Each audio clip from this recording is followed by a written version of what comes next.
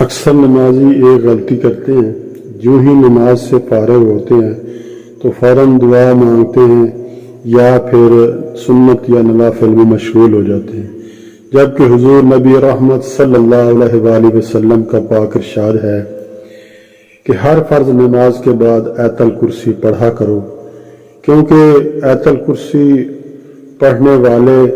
اور جنت کے درمیان میں صرف موت حائل ہے۔ یوں ہی آیت الکرسی فرض نماز کے بعد پڑھنے والے کو موت آتی ہے تو سیدھا جنت میں جاتا ہے۔ اکثر نمازی ایک غلطی کرتے ہیں، جو ہی نماز سے فارغ ہوتے ہیں تو فوراً دعا مانگتے ہیں یا پھر سنت یا نوافل میں مشغول ہو جاتے ہیں، جبکہ حضور نبی رحمت صلی اللہ علیہ وآلہ وسلم کا پاک ارشاد ہے کہ ہر فرض نماز کے بعد آیت الکرسی